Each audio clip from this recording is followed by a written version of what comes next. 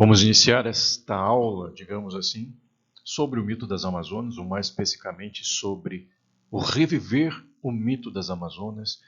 Até que ponto nós estamos incorporando e trazendo de volta este mito grego, e que nós vamos estudar esse mito e vamos pensar como que isso está influenciando em nossas vidas hoje, quais são os pontos negativos, quais são os pontos que podem até mesmo ser positivos.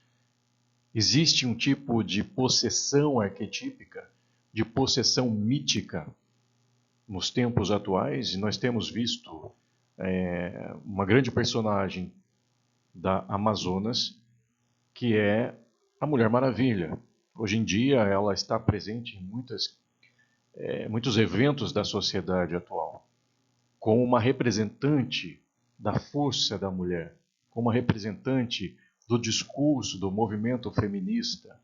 O símbolo da Mulher Maravilha está presente nos corpos, nas tatuagens, nas roupas, nas festas.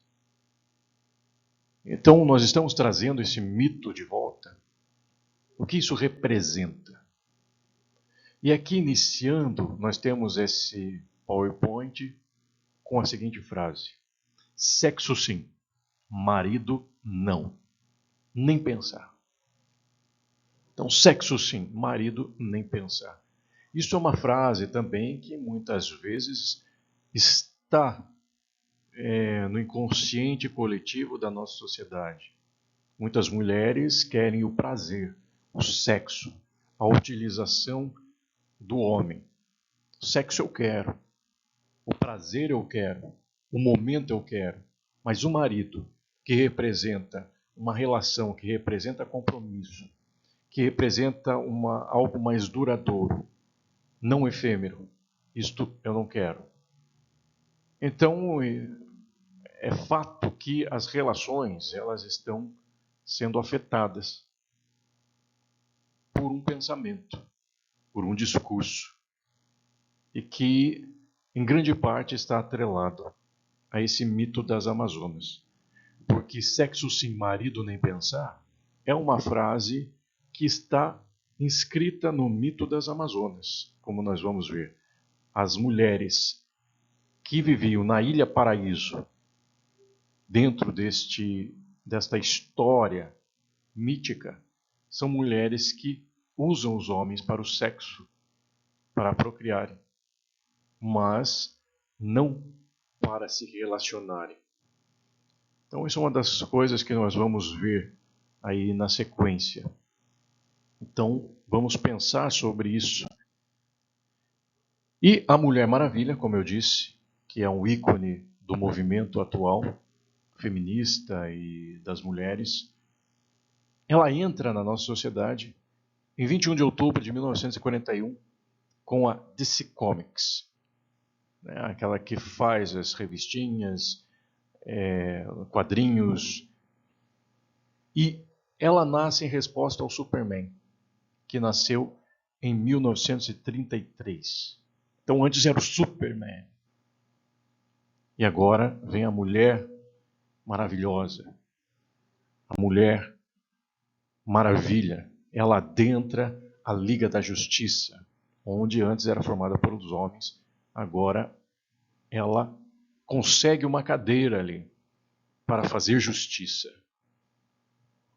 Então, em certos aspectos, existe algo de positivo, algo de bom nesse movimento para se fazer justiça. Mas até que ponto está se fazendo justiça?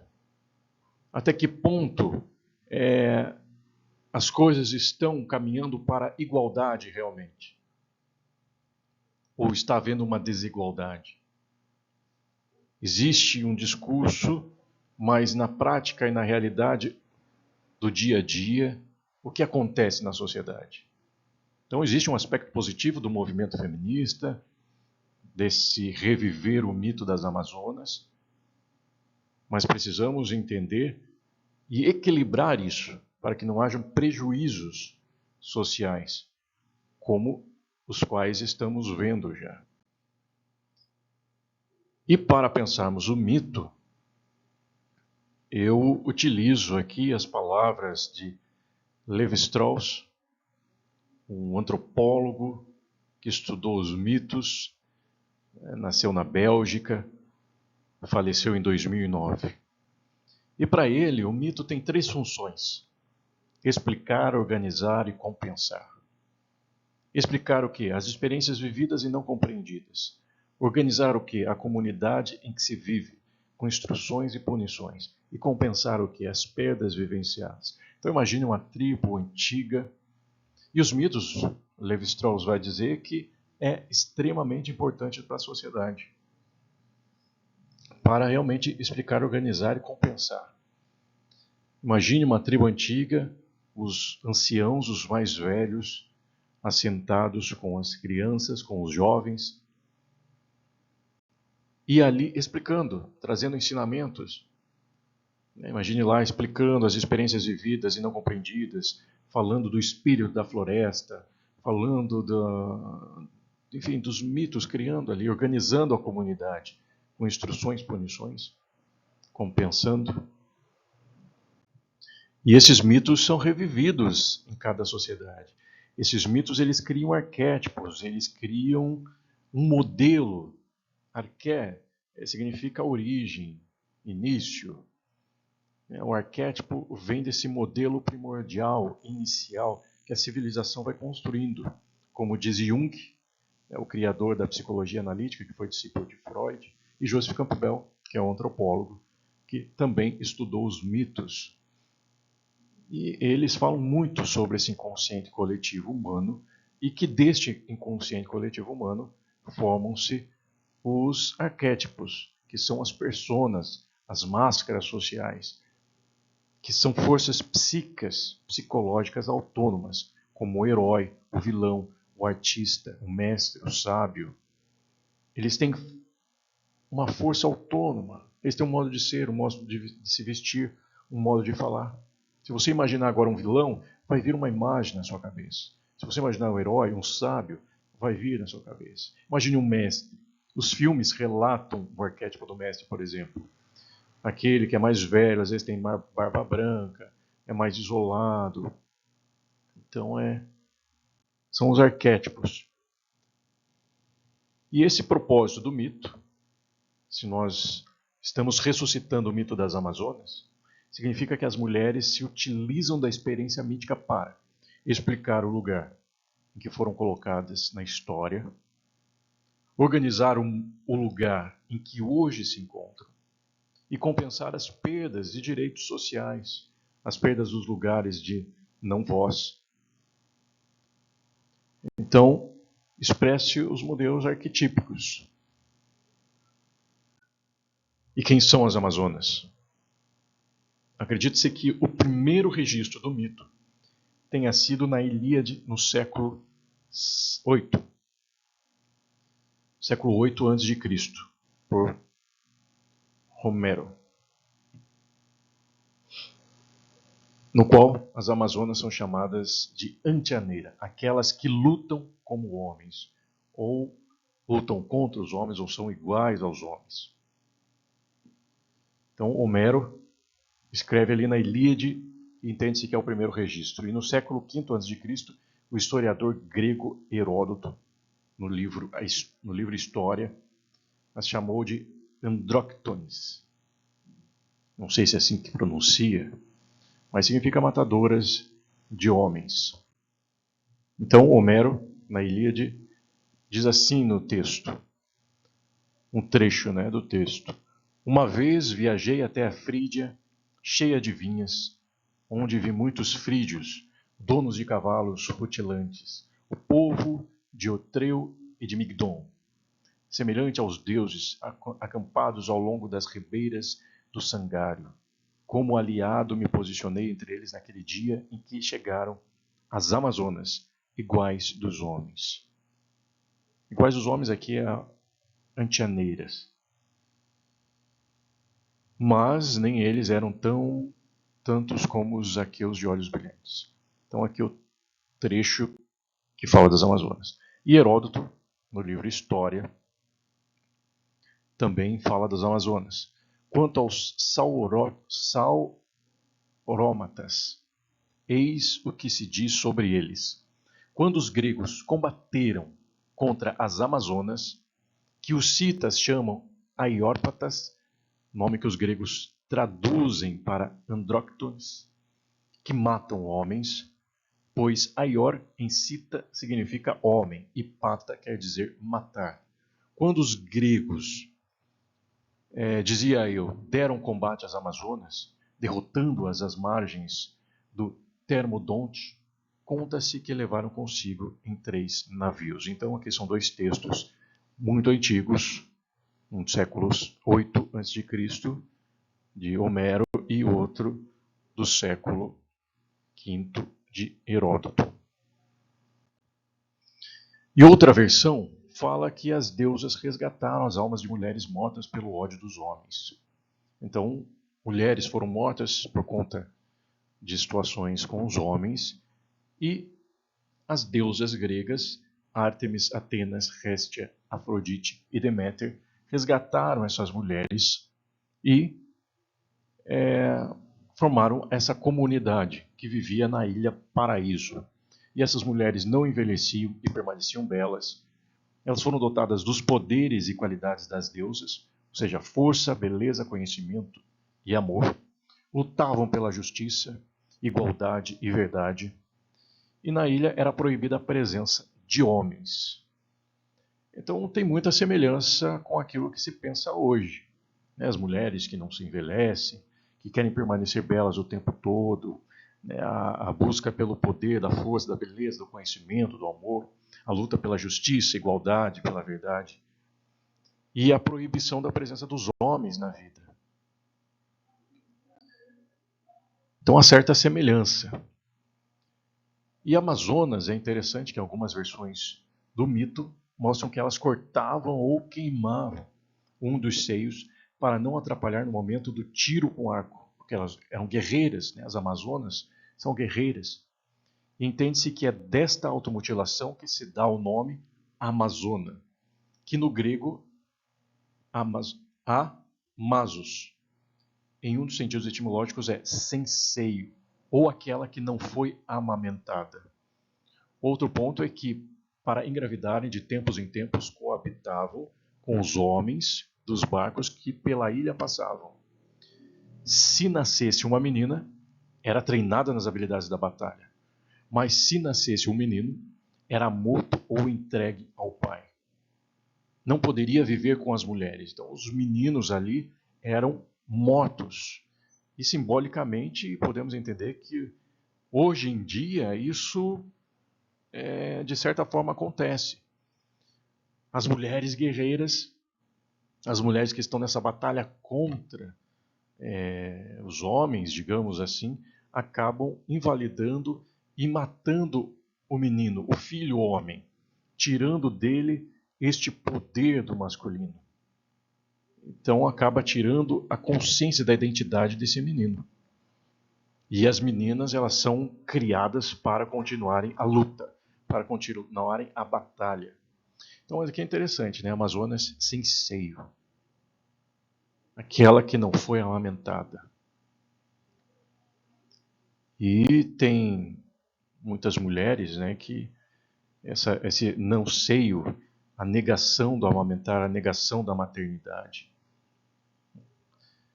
E o ritual da deusa Ártemis é interessante, que os seios eram oferecidos à deusa. Aqui nós temos essa imagem com vários seios que representam os seios das Amazonas, que são doados. A maternidade é doada. E nós temos também a ideia de que as Amazonas são filhas de Ares e Harmonia. É uma outra exposição, uma outra versão. A origem das Amazonas se dá na união entre Ares, que para os gregos é Ares e para os latinos é Marte, e Harmonia, que segundo a mitologia grega é filha do próprio Ares com Afrodite. Seria assim então uma relação incestuosa. Numa interpretação analítica, podemos interpretar que Ares, que é o deus da guerra, é uma representação simbólica do ânimos, energia masculina, que se une à filha, ou seja, a menina, sem a presença da mãe. Mãe, o símbolo da ânima, da energia feminina, fazendo com que se torne arquetipicamente uma mulher guerreira e ativamente social. Então, a união do masculino com a menina faz com que essa menina tenha sobre si, tenha em si, esse excesso de masculino. Masculino e feminino são forças psicológicas, que não tem nada a ver com gênero homem ou mulher. Na psicanálise a gente chama de ânima e ânimos. Pode entender também como yin e yang. Mas são forças psicológicas. O masculino pode estar na mulher, assim como o feminino pode estar no homem. E aqui nessa representação mítica, Amazonas são filhas de Ares com harmonia. Filhos da guerra. Onde essa menina, essa relação incestuosa aqui, a menina tem muito ânimos. A filha, ela não tem a presença da mãe, da função materna em si. Não tem o ânimos, a ânima, a energia feminina dentro de si. Mas ela tem muito ânimos. E o ânimos é a força da posição social, da decisão, da agressividade, aquilo que leva para fora. A força social, realmente, de conquista. O excesso de masculino vai provocar guerras, porque vai ter muita ideia de conquista de território. O excesso de masculino vai ter muita traição, porque eu preciso conquistar várias mulheres, preciso conquistar vários territórios. O excesso de masculino vai ter muita agressividade na sociedade. É o excesso. Portanto, temos uma criança menina que cresce no meio familiar em que lhe é imputado um nível maior de masculino. Ares, que geralmente é reforçado pelas ações da mãe, cujo nível de masculino também é alto. O reforço é feito para formar uma criança aliada à sua luta. Então, até que ponto nós estamos vivendo isso hoje? Até que ponto as meninas são forjadas nisso e os meninos são removidos da sua força e do seu poder? Isso é extremamente nocivo para a sociedade. Este é um modelo mítico. As mães formam as meninas para a guerra contra os homens, enquanto castram os meninos. As meninas, deste modo, identificam-se com aquelas que não são amamentadas, visto que há um afastamento do acolhimento feminino. Então elas não são amamentadas, porque as amazonas são aquelas que não amamentam, que não dão o acolhimento necessário, mas que forjam para a guerra. E vai girando um ciclo. Um ciclo onde a função paterna é removida, uma série de situações. Então, num caminho mitológico natural, o mito é adaptado em determinadas situações e contextos culturais. Quando os espanhóis chegaram no Brasil em 1542, foram recepcionados por uma tribo formada somente por mulheres guerreiras e solteiras. Logo, Francisco Orellana associou a tribo com as Amazonas, do mito grego, chamando inclusive de Amazonas o famoso rio que banhava a região tribal. Então, essa é uma curiosidade interessante. Quando o espanhol chega aqui, ele vê essa tribo semelhante ao mito das Amazonas, e é por isso chama Amazonas, o rio que nós conhecemos. Então, as Amazonas brasileiras. De acordo com o estudioso João Barbosa Rodrigues, citado pela revista Abril, as indígenas desse local eram conhecidas como Icamiaba, cujo significado é a que não tem seio, semelhante ao mito de Homero. Segundo a historiadora Rosane Volpato, é pouco provável que as índias inutilizassem um seio porque amavam como mulheres, defendiam-se como guerreiras e multiplicavam-se como mães. Nesta suposição, não há uma automutilação, mas apenas uma faixa amarrada no seio, para diminuir o volume e facilitar o manejo da flecha. Então aqui ela tenta amenizar, dizer que elas não cortam o seio, mas elas apenas escondem. E isso seria a mesma coisa psicologicamente. E o mito, a lei da compensação, a narrativa e o movimento feminista. O que vamos entender aqui? Que existe uma lei, até uma lei hermética, né, uma lei do pêndulo, que é a lei da compensação. Quando você está com o pêndulo numa ponta e você solta, automaticamente ele vai para a outra ponta, ele vai para o outro extremo. E quando a gente pensa na sociedade que foi ali no século XIX, ali na criação da família burguesa, primeiro foi a família proletariada, depois surge a burguesa, com toda essa ideia machista que nós temos hoje, a interpretação dessa sociedade machista que diminuiu as mulheres, inferiorizou as mulheres, enfim, toda essa interpretação desse recorte histórico, porque nem toda a história foi assim. Mas houve um período em que se entende que foi o machismo lá numa ponta. Mas agora a sociedade soltou esse pêndulo e foi lá para o outro extremo. E será que nós estamos indo para esse extremo? Onde o movimento feminista, que era para ser bom, de busca pelos direitos, igualdade das mulheres, a voz das mulheres, está se tornando femista. E o feminismo é o extremo do feminismo. É a parte radical do feminismo. Assim como todo movimento ele tem a sua parte radical. Se nós pegarmos o cristianismo, pegarmos o islamismo, budismo, sempre vai ter a sua parte radical, a sua parte extremista, digamos assim. Não exatamente radical, mas extremista, fundamentalista, dogmática, infantilizada. Essa parte extremista ela é uma parte infantilizada que está baseada na disfuncionalidade, que está baseada na dor, que são pessoas que sofreram de alguma forma lá dentro de si e estão fundamentadas na dor, na disfuncionalidade, nas suas próprias experiências negativas. Então se tornam possuídas mais ainda pelo arquétipo, que se tornam possuídas e vão para o extremo, e vão para o feminismo, acabam saindo do feminismo e acabam deturpando o discurso.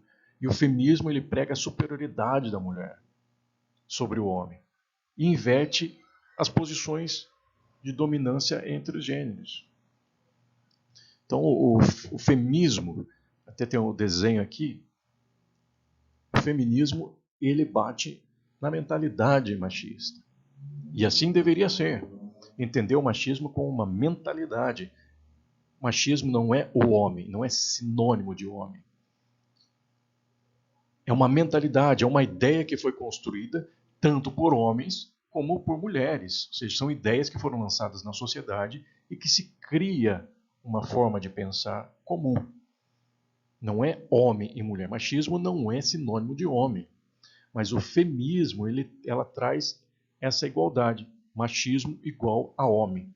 Então eu não bato, digamos assim, não tento diminuir o machismo enquanto mentalidade. Eu mato os homens. Eu diminuo os homens. Porque na cabeça feminista é isso. O problema é o homem, não a mentalidade que foi criada. E isso é um problema. Porque eu tiro o homem, invalido o homem dessa sociedade, mas eu me aproprio da mentalidade machista. Então tem muitas mulheres que estão se apropriando da mentalidade machista. Estão trazendo para elas, tirando o homem e sendo como aqueles que elas acusavam. Então provoca-se a misandria, que é ódio aos homens. Então aqui essa foto, por exemplo, eu quero pisar nos homens, eu quero diminuir os homens. Os homens não prestam. Homem é tudo igual, não presta. Talvez eu esteja falando isso e alguém esteja pensando, mas é verdade, homem não presta. Não, isso é uma mentalidade, isso é uma crença, isso é uma forma de ver. E isso é totalmente prejudicial para a sociedade. Porque ao tocar na imagem do homem, essa imagem do homem está associada com pai, com paternidade, função paterna. E você vai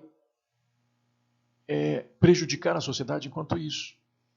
Enquanto a consciência da lei. Porque ao tocar no homem, você invalida também o pai, invalida a paternidade, a função paterna, remove isso da família, do seio da interação familiar, e acaba prejudicando a ideia da lei na sociedade. E nós vamos criar uma sociedade mais violenta. Uma sociedade, no campo psicanalítico, falando, nós construímos uma sociedade psicótica, do surto, da raiva gratuita. Então é muito complicado isso.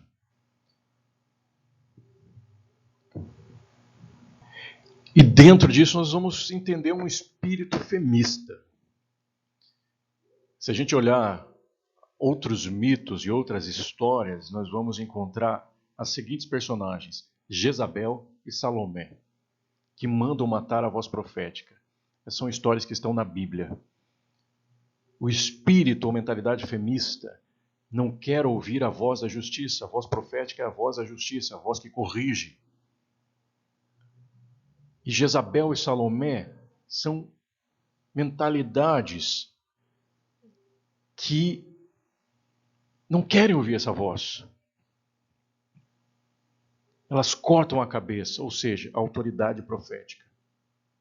Então Jezabel manda matar o profeta Elias. E Salomé manda matar o profeta João Batista. Isso é um espírito femista que vive na nossa sociedade hoje, que está aí para matar a voz profética, a voz da justiça. E aqui simbolicamente é a cabeça dos homens. Então esse espírito quer a cabeça dos homens, porque isso destrói a sociedade. Isso destrói a sociedade.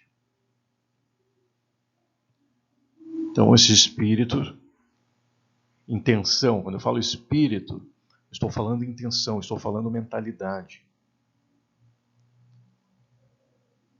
que corta a cabeça da autoridade profética. E o masculino, como eu falei, que é o ânimos dentro da psicanálise, é o objeto de desejo. Existe uma busca por conquistar esse masculino. Porque o masculino é a força social. É a força da decisão, da posição, do posicionamento. É a energia da razão, da decisão, da ação, da construção. Enquanto o feminino é a força da emoção, da criatividade, intuição, introspecção. E existe muita força nesse feminino. Só que não é uma força social. Não é uma força de conquista social.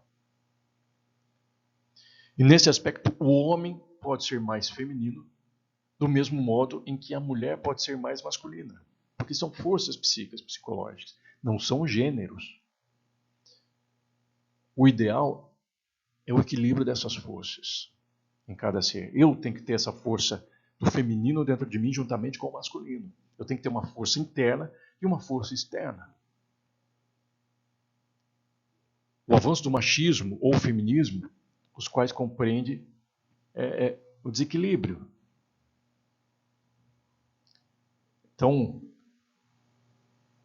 foge do equilíbrio. E nós temos que voltar para o equilíbrio. Porque tanto o machismo quanto o feminismo eles querem ter a força do masculino. Se for olhar historicamente, os historiadores, os teóricos, nós vamos entender que em um determinado momento as mulheres estavam com este poder do masculino. Elas tinham força social. Mas em um determinado momento os homens pegaram esse masculino e passaram a ter força social, a força do lado de fora. E há essa busca, e hoje as mulheres estão de volta querendo pegar esse masculino. Então machismo e feminismo podem ser entendidos como excesso da força do masculino, com o intuito de anular o feminino, considerado mais frágil.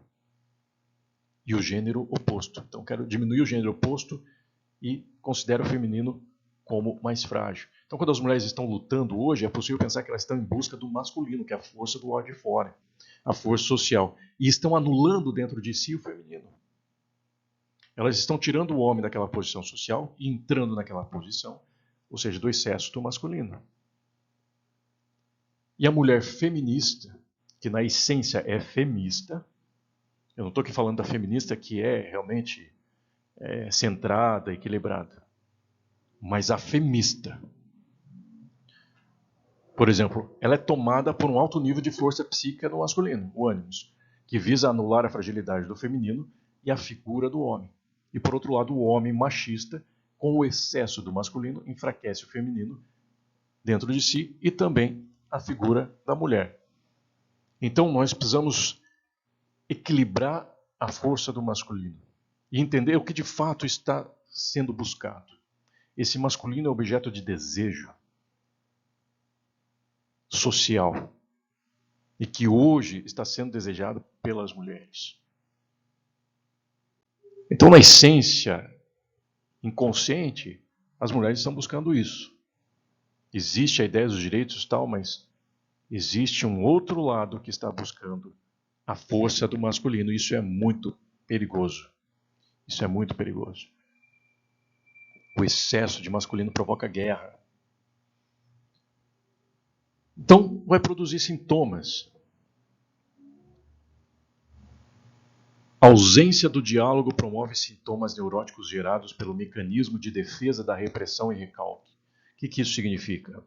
Significa que uma parte da identidade é reprimida, gerando conflitos entre desejos, vontades e pulsões.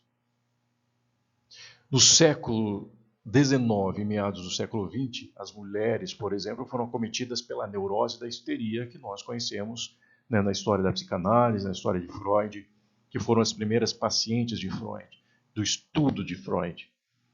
E sofreram com o recalque de que a mulher não poderia adquirir uma energia masculina e nem exercer tarefas exclusivas dos homens, como trabalhar fora de casa, usar calça, fumar, empreender, manifestar abertamente desejo sexual. Então essas mulheres foram reprimidas por essa ideia machista ali no século XIX, com o advento da família burguesa. E essa repressão, ela provoca o sintoma. Então, vários sintomas histéricos, como conversão histérica, convulsões, desmaios, enfim, tantas outras questões envolvendo a histeria, que tinha a ver com a repressão. Uma parte da identidade é reprimida. Então hoje, se nós não cuidarmos, se as mulheres não cuidarem e quiserem esse excesso de masculino como os homens viviam, porque os homens também sofreram com o excesso de masculino. Não foi só as mulheres. Por o machismo ser uma mentalidade, também afetou os homens, porque os homens eram reprimidos também no seu feminino, ou seja, na sua introspecção. Homem não chora. Se chorar é mariquinha. Homem tem que ter. Então, o homem também foi subjugado a um tipo de comportamento. E muitos homens sofreram por causa disso. E isso provoca sintomas, isso provoca patologia. E se as mulheres continuarem dessa forma, reprimindo uma parte de si, eu tenho que ser forte o tempo todo, eu tenho que dar conta o tempo todo, eu tenho que trabalhar, eu tenho que dar conta do meu filho, eu tenho que fazer isso, eu tenho que fazer aquilo, eu tenho que ser poderosa o tempo todo. Se houver a repressão daquele lado humano, humanizado, da fragilidade, também provoca sintomas. E não é à toa que a gente vê hoje vários memes e imagens na internet daquela Mulher Maravilha com roupas rasgadas, dizendo que está cansada. Isso é um sintoma do desequilíbrio. Isso é um sintoma da repressão. Isso é um sintoma do recalque. E a reconstrução do mito helênico das Amazonas pode ser perigoso quando há a possessão da persona, a possessão arquetípica. Pode ter transtornos psíquicos, emocionais, ansiedades, angústias, fibromialgia, depressão, paranoia. Porque a possessão da guerreira, a possessão da máscara social. Então, às vezes, essa mulher foi injustiçada, ela foi inferiorizada, e ela cria para si a persona, ela cria uma máscara social. Isso desde a infância. E ela é possuída pela máscara. Porque eu não posso demonstrar quem eu sou frágil. Eu fico preso num discurso social que tem que ser assim, que mulher tem que ser guerreira, tem que buscar empoderamento. E a gente fica muito preso numa narrativa social. A gente dificilmente vai contra. Se você estiver numa roda de mulheres e as mulheres estiverem falando que tem que ser empoderada, que tem que ser isso e aquilo, muito provavelmente você vai se calar diante disso. Você vai se sentir acovardada ou acovardado diante do discurso da maioria. Ou que se acredita ser maioria. Então você vai se reprimindo. E eu torno a dizer que existe uma busca, uma luta que sim é genuína e que pode ser verdadeira e que pode ser boa socialmente. Mas o extremo disso não é nada bom. O extremo disso é possessão da persona, é possessão arquetípica, é possessão da Amazônia.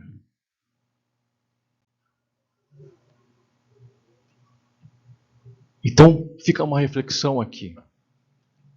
Estaríamos, portanto, revivendo o mito das Amazonas, sem seio, mulheres fortes, guerreiras, cujo objetivo é eliminar a figura do homem, mulheres que tomam para si o masculino a força de domínio, mulheres que secam e amarram o seio e anulam a maternidade, assim como vemos o não desejo por ser mãe, mulheres com discurso sobre os homens, mulheres que estão se fechando na ilha paraíso, onde os homens não podem entrar, mulheres que querem o sexo, mas não maridos, mulheres que subjugam o filho homem, tornando-o anulado em sua masculinidade, fazendo-o frágil com excesso de feminino e educam a filha mulher para ser uma aliada no excesso de masculino. Então nós estamos revivendo isso. Nós estamos revivendo esse mito. Mulheres que foram mortas pelas experiências negativas com homens e renascem com uma grande sede de justiça ou vingança. Isso está acontecendo hoje.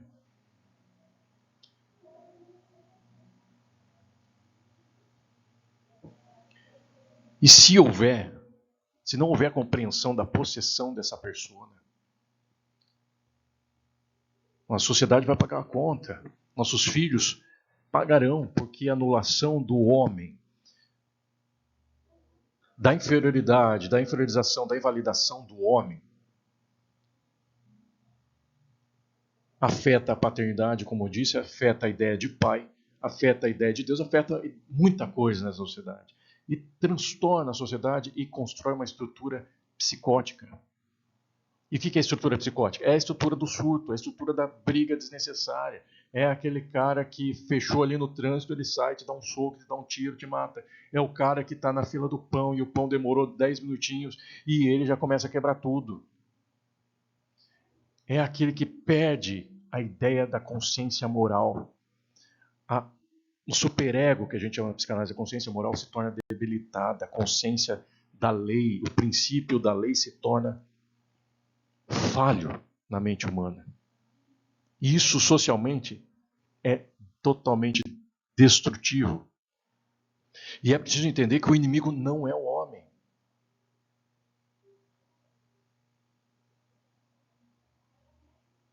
Nem a mulher.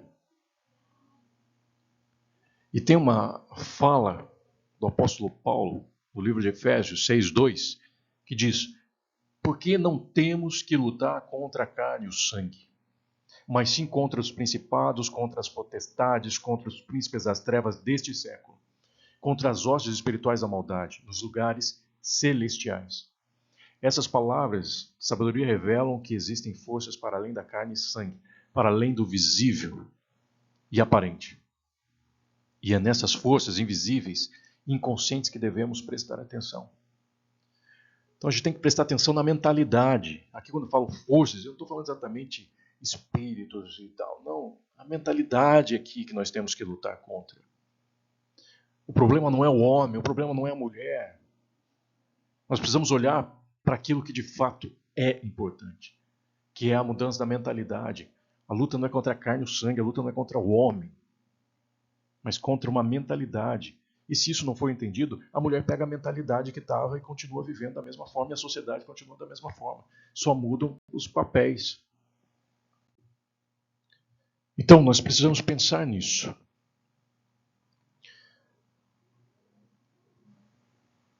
A gente precisa pensar se nós estamos revivendo este mito. E eu, particularmente, acredito que estamos revivendo. E que precisamos considerar o equilíbrio do discurso, o equilíbrio da narrativa, para que a própria mulher não sofra. Da mesma forma que a sociedade também não venha a sofrer as consequências disso que aparentemente é bom. Mas há caminhos que aparentam ser vida, mas o fim deles é a morte. Então vamos cuidar com excesso a busca do masculino. Vamos cuidar para que a mulher não anule o homem, nem afete essa ideia do patriarcado. Eu sei que tem toda uma interpretação histórica, mas de certos recortes históricos. E isso acaba produzindo uma heurística, ou seja, atalhos mentais de interpretação que produzem falácias, que produzem enganos.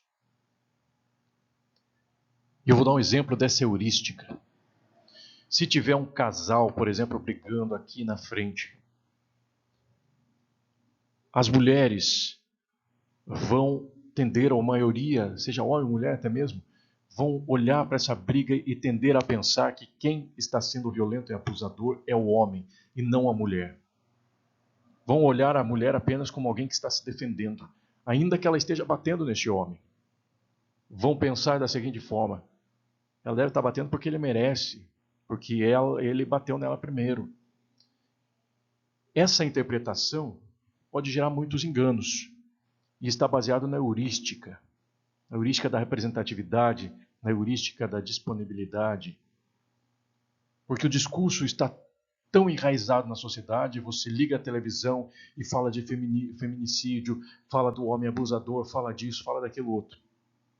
Então essa ideia vai entrando na mente ao ponto que você não questiona. Mas quem poderia estar sendo a agressora é a mulher nessa cena que eu relatei. Mas é muito difícil as pessoas olharem e verem isso. Por conta da representatividade, da disponibilidade, da informação que está disponível. E nós precisamos usar o sistema 2, como diz Daniel Kahneman no seu livro. Precisamos usar o sistema 2, que é o sistema consciente, o sistema cerebral que faz a gente refletir, pensar e questionar. Falar, será que eles estão brigando pelo quê? Será que a mulher fez alguma coisa? Será que o homem fez alguma coisa? Ou seja, a gente precisa usar a nossa racionalidade para pensarmos, não para adquirirmos uma ideia pronta. Será que é assim mesmo? Temos que questionar. E eu, enquanto psicanalista, percebo que há muito perigo no nosso caminho atual, na nossa forma de pensar atual. Tanto para os homens quanto para as mulheres. As mulheres vão entrar numa dificuldade psicológica por carregarem tanta força dentro de si. Por carregarem essa possessão arquetípica da Mulher Maravilha, da Amazonas. Não vão conseguir se relacionar com os homens. Vão olhar os homens de forma negativa. Isso já é visto, isso já é percebido.